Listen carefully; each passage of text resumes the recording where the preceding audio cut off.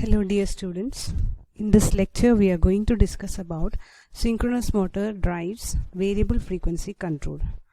In the previous lecture we started with the variable frequency control concept. We'll see in detail one of the most important methods in this. So you have gone through these points in the last lecture. In variable frequency control, the synchronous, you know that the synchronous speed is directly proportional to the frequency of supply. Then we have constant flux operation below the base speed, and above the base speed we are making the terminal voltage constant and the variable frequency is increased, and this is flux weakening mode. And pull out torque decreases with an increase in frequency.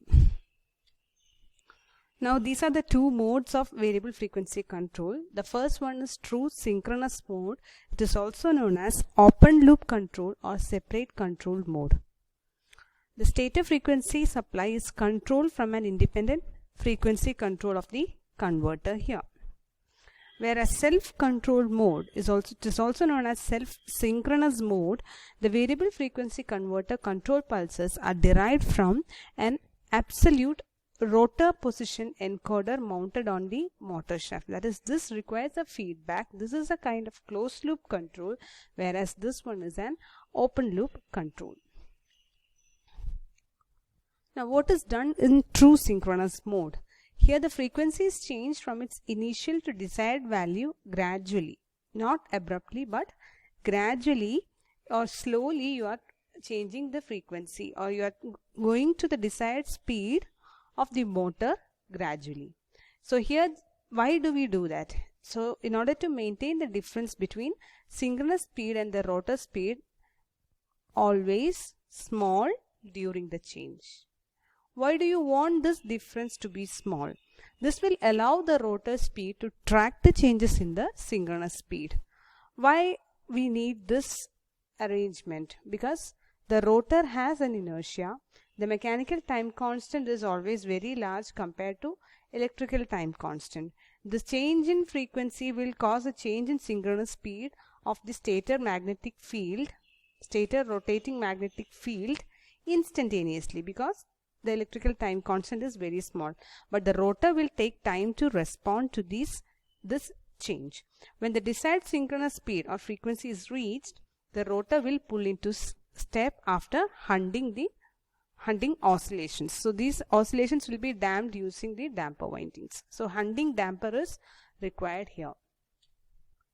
So this true synchronous mode can be used for smooth starting and regenerative braking, and a motor with damper winding is used for pull-in or to pull into synchronism. So that is a hunting damper.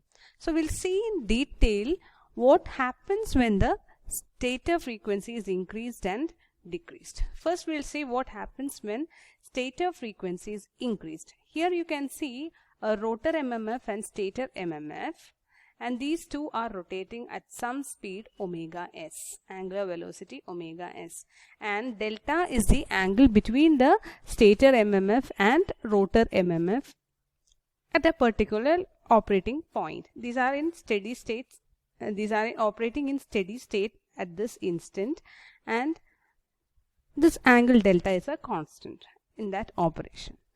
What happens when stator frequency is increased in this case?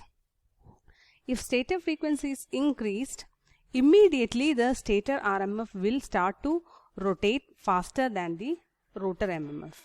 As I mentioned before, that is because of the inertia of the rotor. This change will be reflected instantaneously because of low electrical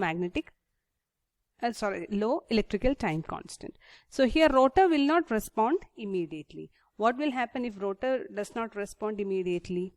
That there will be an increase in delta. So if delta increases, sin delta will increase, and hence torque also will increase. The torque of the machine will also increase, or the motor will accelerate under this condition. So if motor accelerates, what will happen? The rotor speed will increase. An operating point will be reached when both stator and rotor rotates at the new synchronous speed, which is omega s1. Because of the change in frequency, the synchronous speed has changed from omega s to omega s1, and omega s1 is greater than omega s. Then what will happen? The delta becomes a constant when it reaches this stable operating point, that is the torque stabilizes. So the motor will reach a new steady state as you increase the frequency. Okay, what will happen when frequency is decreased? So this is the initial operation. Both are rotating at some speed, omega s1 now, and you want to decrease the speed of the machine. How will this work? So when you decrease the stator frequency, suppose this delta was some angle 25 degree, okay, delta 1. Suppose if you decrease the frequency, what will happen? The rotor will still run at that frequency omega s1. It will continue in that state of motion. Okay, so when frequency is decreased, suddenly the stator frequency will, stator MMF, stator rotating magnetic field, its frequency, its speed will suddenly decrease to omega s2. But FR is still rotating at omega s1 at a higher speed. Omega s1 is greater than omega s2. So in that case, if you measure delta from Fs to Fr and you take this as positive, if you measure from Fs to Fr, delta will be negative in this case. If delta is negative, that is when frequency is decreased, delta is negative, then torque will also be negative. Torque is negative means the operation of the motor drive is in the second quadrant of the T omega characteristics. So what is happening in the second quadrant? It is regenerative. Forward braking is happening there, forward regenerative braking. So braking torque will be developed. So this developed torque, which is negative, is a braking torque. What is the function of braking torque? It will decelerate the motor. So the speed of the motor is thus reduced, and finally a steady state is reached at omega s2. So finally this Fr will, the angle between this becomes minus delta 2, and ultimately this will settle down to a speed omega s2. Okay, so we saw what happens when frequency is increased and frequency is decreased. But there is another important point to be considered here. What will happen if the frequency is changed abruptly by a large value? That is, suppose this machine was operating at a frequency corresponding to 750 RPM. Let the frequency of supply be F1 then. Suddenly if you increase the frequency to a value F2, a very large value F2. Suppose if you increase the speed from 750 RPM to 1500 RPM. So which means you are doubling the frequency. What will happen? This Fs will respond instantaneously. Since torque is, as I mentioned, repeating the same as electrical time constant is very small. But Fr will respond slowly due to inertia. Then if there is a sudden change in frequency, there will be a sudden increase in delta because of these 2 points. So delta will increase by a very large value, which will lead to instability of the motor, or this motor will pull out of synchronism here. Okay, so this has to be avoided when you control the speed of the motor by changing the frequency. So for this we have this true synchronous mode of operation. Here you can see a delay circuit. This is for a multiple synchronous motor drive. That is, many synchronous motors are connected to the output of this VSI. Why can we connect these motors like this? Because these are similar motors operating at same speed, omega s. Okay, so this voltage source inverter will require a frequency command as well as a voltage command, and it will modulate the AC, this DC voltage. This PWM is done here and pulse width modulation is done here, and you get AC at its output. So this frequency reference is obtained after a delay. Why do we need this delay? We don't want an abrupt change in frequency from F1 to F2. So if you want to double the frequency, how is it done? From F1, it is changed slowly to F2, that is in step.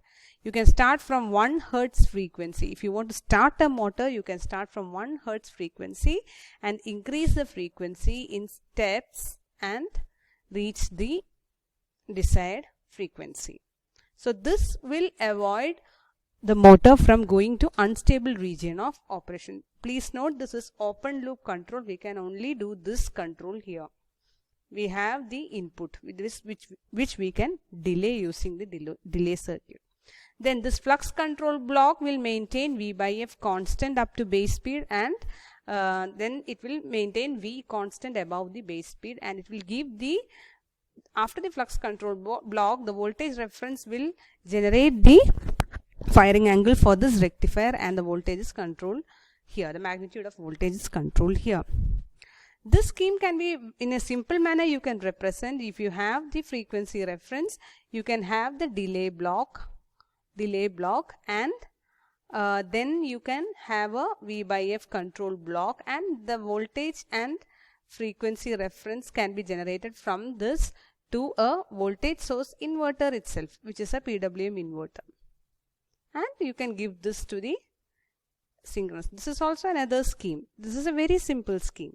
So here you need only one converter here, and voltage and frequency references are given here.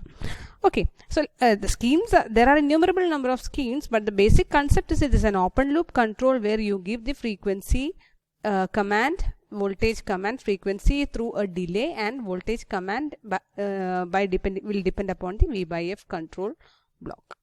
Okay, so this is used to drive it is used in textile industry, where you need this arrangement of synchronous reluctance or synchronous motor or permanent magnet motors, which are arranged in together. That is, multiple motor drives are used in these industries. Okay. Now, before discussing the advantages and disadvantages of this true synchronous mode of operation, we'll once again see what happens at the time of starting of a synchronous motor. Why the rotor circuit cannot lock without a starting damper winding. We saw in true synchronous mode we don't need a starting damper, but we need a hunting damper to stabilize about its operating point, stable operating point, final operating point. So why don't we need a starting damper here? We'll see, but before that we'll see what happens at the time of starting. At the time of starting, you know that the torque is pulsating. Why? Again, the Fs is the stator rotating magnetic field will start rotating at the synchronous speed, but the rotor is at a speed which is equal to 0 at rest, and you want this rotor to lock with this. But why will this not lock with the synchronously rotating magnetic field? Because if you consider a two-pole machine, and for a frequency of 50 Hertz, the synchronous speed will be 3000 RPM. Okay, so this delta will change sinusoidally. This delta is the angle between Fs and Fr. So Fr is at rest, that is the rotor is at rest. So if instantaneously when you apply this frequency itself, the stator field will start rotating at frequency omega s. Okay, angular velocity omega s. So when it starts rotating, torque will change like this. That is, delta will increase from 0 to 180 degree and then to 360 degree as it completes one revolution. So this is how torque will change with delta. So this torque, how fast this torque is changing. What is this time duration from 0 to pi? What is the time? This time will be pi by omega s. If you substitute for omega s, you will get it as 10 millisecond.